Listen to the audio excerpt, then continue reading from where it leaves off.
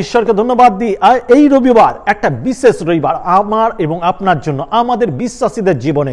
কারণ হচ্ছে এই রবিবার হচ্ছে আমরা যিশুকে রাজা বলে ঘোষণা করি এবং প্রত্যেক দিনের তিনি রাজা, কিন্তু স্পেশালি এই দিনটাকে আমরা সেলিব্রেট করি কারণ হচ্ছে বাইবেল অনুসারে বলছে যখন ঈশ্বর তার বাক্য দ্বারা আমাদেরকে দেখায় যে যিশুকে লোকেরা জেরুসালেমে যখন প্রবেশ করছিল, লোকেরা কি করেছিল, খেজুর ডাল কেটে এবং খেজুর পাতাগুলোকে কেটে তারা বাতাসে বা হাওয়ায় দুলিয়ে হোসান্না বলে যিশুকে স্বাগত করে রাজা বলে তারা সম্মানিত করছিল। যিশুর সামনে যখন তারা শহরে প্রবেশ করছিল তখন যিশুর সামনে তারা সেই খেজুর পাতা বিছিয়ে দিয়েছিল যাতে সেই খেজুর পাতার উপর দিয়ে সেই যিশু গাধার পিঠে করে রাজা হিসেবে প্রবেশ করে।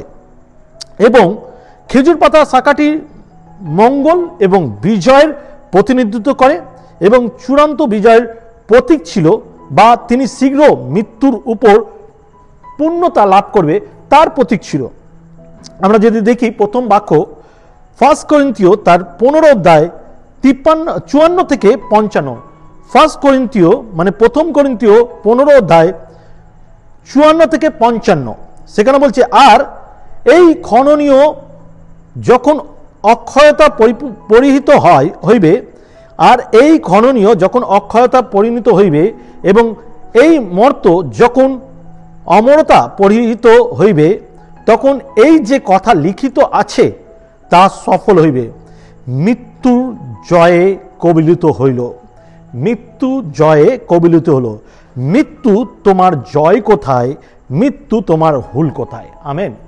যিশু সেই জেরুসালেমে প্রবেশের রাজার যে অধিকার নিয়ে প্রবেশ করেছিল তার অধিকারের একটা বিশেষ কারণ ছিল, কারণ তিনি রাজা, এটা প্রমাণিত, কারণ তিনি সমস্ত প্রজাদের জন্য, সমস্ত মানব জাতির জন্য তিনি সেই স্যাক্রিফাইস করতে যাচ্ছিল, যেটা একজন রাজা হিসাবে সমস্ত প্রজাদের দেখাশোনা, তাদের ভার গ্রহণ করার অধিকার এবং তাদের সমস্ত যত্ন নেবার অধিকার সে নিয়েছিল।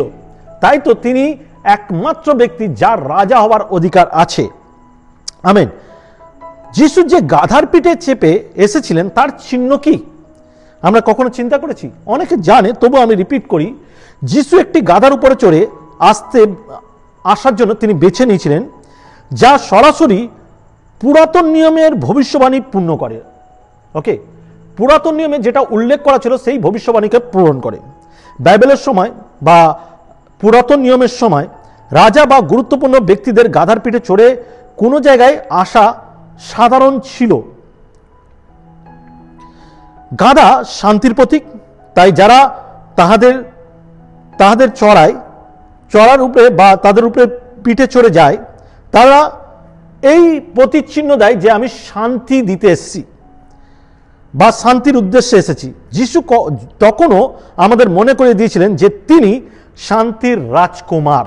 আমেন, তিনি শান্তির রাজকুমার। ওকে, আমরা যদি দেখি সকরীয় পুরাতন নিয়মে এটা খুব উল্লেখ করা আছে, সকরীয় 9 অধ্যায় 9 পদ, যেখানে এটা ওল্ড টেস্টামেন্ট এবং এখানে প্রথমবার ভবিষ্যবাণীতে লেখা রয়েছে এইভাবে, হে সিয়ন কন্যা অতিশয় উল্লাস করো, হে জেরুসালেম কন্যা জয়ধ্বনি করো, দেখো তোমার রাজা তোমার কাছে আসিতেছে, তিনি ধর্মময় ও পরিত্রাণযুক্ত, তিনি নম্র গদ্যপীর শাবককে উপবিষ্ট। আমেন। এখানে বলছে তোমরা সিয়ন কন্যা অতিশয় উল্লাস করো, হে জেরুসালেম কন্যা জয়ধ্বনি করো। মানে এইবার তোমরা আনন্দ করো, কারণ যে রাজা আসার কথা তিনি কিসে করে আসবে? তিনি গাধার পিঠে করে সেই জেরুসালেমে প্রবেশ করবে, যেখানকার লোকেদের সেই অপেক্ষা চিরকালের জন্য ঘুচে যাবে, চিরকালের জন্য মুছে যাবে, কারণ তাদেরকে আর পাপের জন্য নতুন করে বলিকৃত করতে হবে না, কারণ তাদের বলি করার জন্য, তাদের বলির চিহ্ন হিসাবে খ্রিস্ট রাজা হিসাবে প্রবেশ করছে। আর তার চিহ্ন কি হবে? তিনি গাধার উপরে উপবিষ্ট হয়ে তিনি প্রমাণ করবে, যে রকম গাধা নম্র কথা মানে হচ্ছে গাধাকে সেই সময় বেশিরভাগ লোকেরা মাল বহনকারী হিসাবে ব্যবহার করত, যার পিঠের উপরে প্রচুর মাল চাপিয়ে দেওয়া বা বোঝা চাপিয়ে দেবার পরেও তিনি সেই গাধা কোনো রকম প্রতিবাদ করতো না এবং সেটা নম্রতার সঙ্গে বহন করত। যিশু আমাদের পাপভার বহন করে সেই নম্রতার সঙ্গে তিনি ক্রুশে মৃত্যুবরণ করেছে এবং তিনি কি বলেছে, এরা কি করছে জানে না, এদেরকে ক্ষমা করো। হালেলুয়া। তিনি নম্রতার চিহ্ন।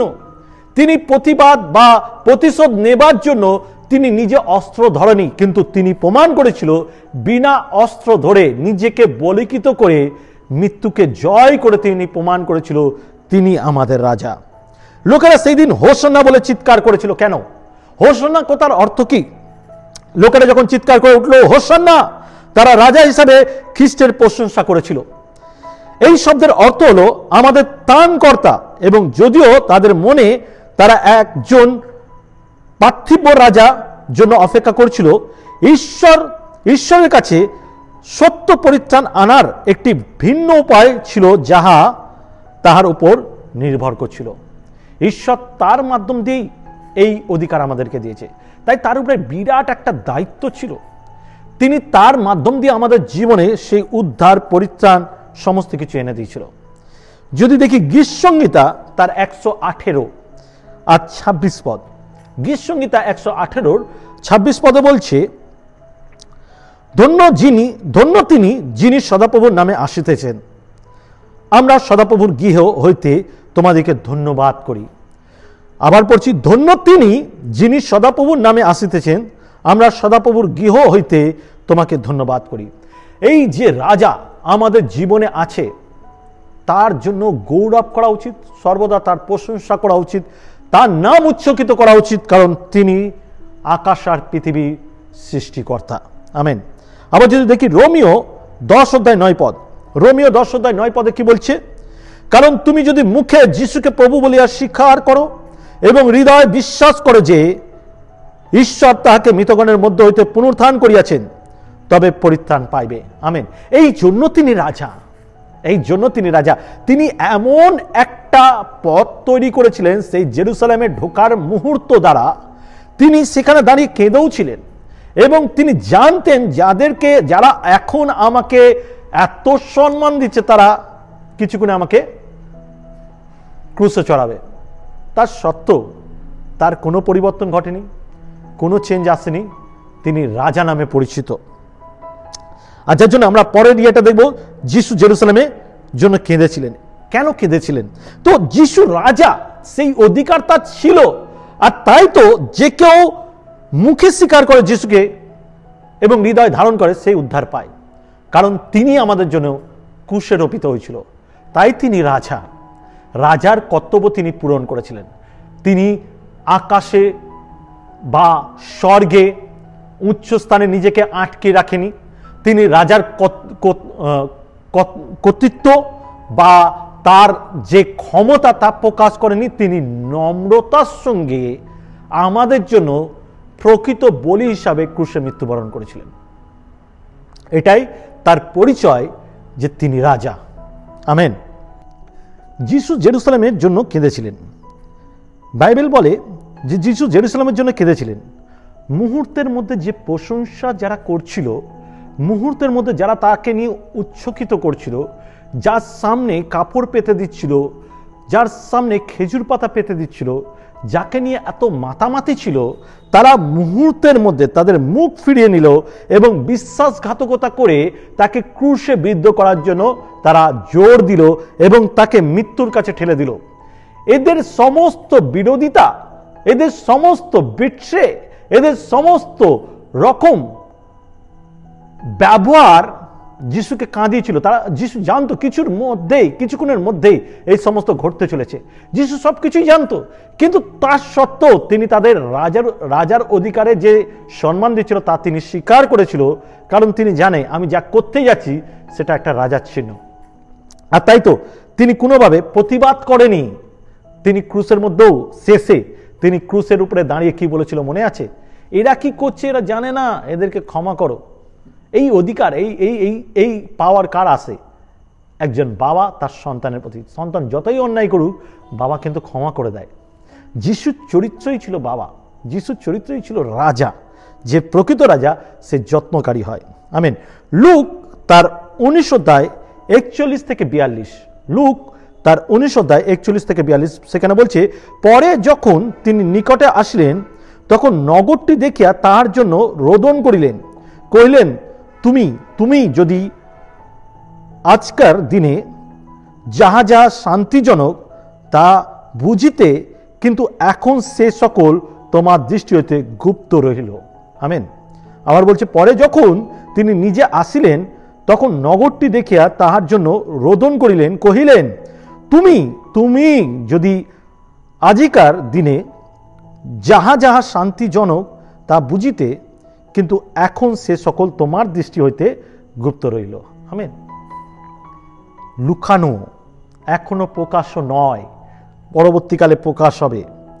আমরা অনেকে এইরকম জীবনযাপনও করি, চার্চে একরকম বিশ্বাসী, চার্চের সামনে আর এক রকম আর পিছনে আর এক রকম। ঈশ্বর কিন্তু ভেতরটা দেখে, আমরা যে কর্তৃত্বর বা অধিকার যিশুকে দিচ্ছি সেটা কোনভাবে দিচ্ছি, সত্যিকারে কি প্রকৃত রাজা হিসাবে আমরা তাকে জায়গা দিচ্ছি। তালপত্র রবিবার বা পাম সানডে আমাদের কি মনে করিয়ে দেয় জানি? পাম সানডে আমাদের কি মনে করিয়ে দেয়? পাম সানডে বা তালপত্র রবিবার আমাদের মনে করিয়ে দেয় যে খ্রিস্টের রাজত্ব যে কোনো মুহূর্তে মানুষের মন কল্পনা বা পরিকল্পনার চেয়ে অনেক বেশি। খ্রিস্টের রাজত্ব যে কোনো মানুষের মন কল্পনা পরিকল্পনার চেয়ে অনেক বেশি। মানুষ বর্তমান বিশ্বে তাদের লড়াইয়ের জন্য কাউকে খুঁজছিল, তবুও মৃত্যুর পরিকল্পনা বা মৃত্যুর বিরুদ্ধে চূড়ান্ত যুদ্ধ লড়াই করার জন্য তার পুত্রকে পাঠালেন ঈশ্বর। আর ঈশ্বর এই পরিকল্পনা যিশুর উপর দিয়েই করলেন। আমরা কেন এই সপ্তাহটিকে বিশেষ গুরুত্ব দিই? যদিও যিশু একবারই মরেছে, বারবার মরবে না। আমরা সেই দিনটাকে স্মৃতি হিসাবে দেখি, গর্বের সঙ্গে দেখি যে আমাদের জন্য যিশু কিভাবে নিজের জীবনকে সমর্পণ করেছে। এই চূড়ান্ত দিনগুলোকে আমরা রেসপেক্ট করি। খ্রিস্টের চূড়ান্ত বলিদানের কারণ আমরা মৃত্যু থেকে মুক্ত হইতে পেরেছি। এই যে খ্রিস্টের চূড়ান্ত বলিদান, আমরা এর কারণেই মুক্ত হতে পেরেছি। না হলে তো আমরা বাঁধনে ছিলাম, পাপের বাঁধনে, শয়তানের কবলে ছিলাম, সেখান থেকে উদ্ধার করার কেউ ছিল না। যিশুর সেই স্টেপ, যিশুর সেই গ্রহণ করা ঈশ্বরের আদেশকে এবং বলিকৃত হওয়া তাকে রাজা প্রমাণ করে। যোহন 11:25 বলে, যোহন তার 11:25 বলে, যিশু তাহাকে কইলেন, আমি পুনরুত্থান ও জীবন, যে আমাতে বিশ্বাস করে সে মরিলেও জীবিত থাকিবে। আমেন। যে আমাকে বিশ্বাস করে সে মরিলেও জীবিত থাকবে। একবার বোঝার চেষ্টা করুন, তিনি রাজা হবার অধিকার কেন? কারণ তিনি মৃত্যুকে জয় করেছে। তিনি শুধুমাত্র নিজের স্থানকে পূরণ করেছে এমন নয়, তার কর্তব্যকে পূরণ করেছে এমন নয়, তিনি মানুষকে ফ্রেম করেছে। এবং যেই রাস্তা তিনি তৈরি করেছে সেই রাস্তা দিয়ে যে কেউ বিশ্বাস করে সে যেতে পারে, সে তার সন্তান হবার অধিকার পায়, সে সেই স্বর্গের রাজ্যে স্থান পায়, সে তাকে আব্বা পিতা বলা ডাকার অধিকার পায়। আসুন আমাদের প্রভুর উপাসনা করাকালীন তার ত্যাগের উপহারকে আমরা যেন রেসপেক্ট করি, গ্রহণ করি এবং ধন্যবাদ দিই। পুনরুত্থানের শক্তি উদযাপন করা এবং একত্র তার মধ্যে পাওয়া নতুন জীবনকে কেন্দ্র করে তাকে ধন্যবাদ দিই। আজকের এই চার্চ সার্ভিস, আজকের এই মুহূর্ত আমরা তাকে শুধু রাজা বলে ঘোষণা করবো তা নয়, আমরা জানি কেন তিনি রাজা আর কেন তিনি সেই অধিকার প্রাপ্ত। আজকের সেই বিষয়গুলোকে স্মৃতি হিসাবে নিই যে তার বলিদান, তার কুশরোপিত, তার স্যাক্রিফাইস, তার সেই প্রেম, আমরা যেন তাকে ধন্যবাদ দিতে পারি। প্রভু তুমি আমাদেরকে সেই অধিকার দিয়েছিলে, তাই আজকের আমরা সেই অধিকার প্রাপ্ত। এই প্রচারের 3টি মূল পয়েন্ট আমি আপনার কাছে তুলে ধরতে চাই। এই প্রচারের 3টি মূল পয়েন্ট। প্রথম বিষয় হচ্ছে, যিশু গাধার পিঠে এসে আমাদের মধ্যে শান্তির সংবাদ দিয়েছিলেন এবং যিশু হলেন শান্তির প্রতীক। এটা আমাদের বুঝতে হবে। যিশু কিন্তু যুদ্ধ করতে আসেনি, যিশু আমাদেরকে প্রমাণ করতে আসেনি যে তোমরা পাপী আমি ধার্মিক। কারণ এই কথাটা যদি আমরা চিন্তা করি তাহলে জেনে রাখি, যিশু বলছে আমি পাপকে ঘৃণা করি, পাপীদের ভালোবাসি।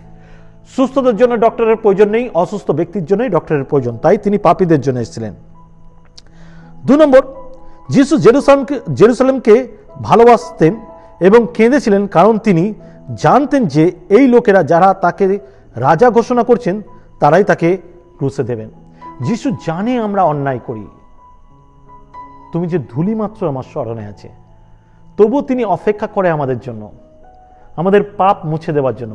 সেই দিন জেরুসালেমে যখন তিনি ঢুকছিলেন, কাঁদছিলেন, তিনি জানতেন যারা আমাকে রাজা বলে সম্বোধন জানাচ্ছে তারাই আমাকে ক্রুশে দেবে, তবুও তিনি সেই সম্মানকে অ্যাকসেপ্ট করেছে। 3 নম্বর, তালপত্র রবিবার আমাদের মনে করায় যে আমাদের জন্য এবং আমাদের পাপের জন্য যিশু পৃথিবীতে এসেছিলেন। আমেন। আমাদেরকে এটা মনে করি দেয় যে যিশু যে রাজা হবার অধিকার ছিল, তাকে তো আমরা প্রথমে রাজা বলি, কিন্তু কন্টিনিউ কি তাকে রাজা রাখি?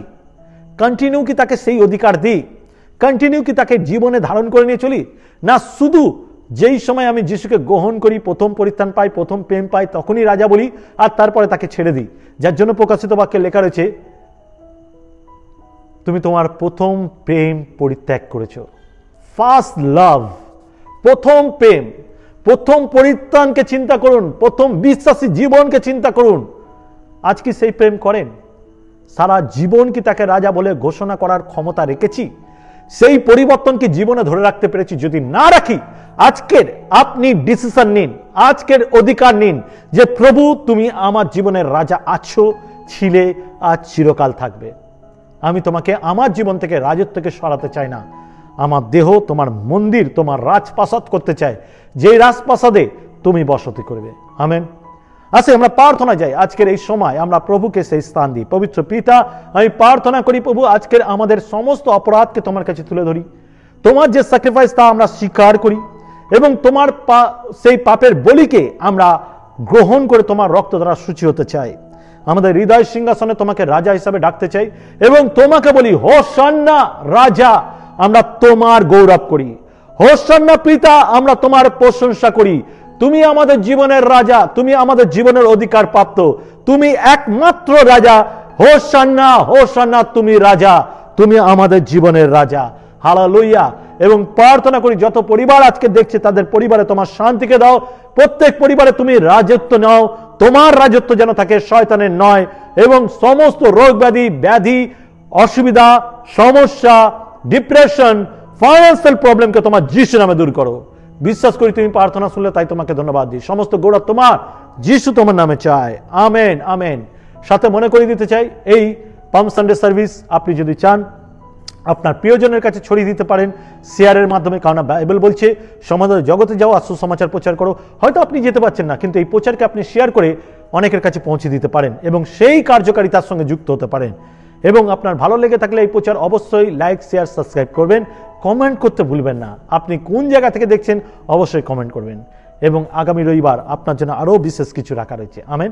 সামনে আমাদের অনলাইন সার্ভিস আছে, কিছু বৃহস্পতিবার অনলাইন সার্ভিস আছে, যেটা থার্সডে পেয়ার আমরা 12 শিষ্যর পা ধোয়ানোর সার্ভিস করছি।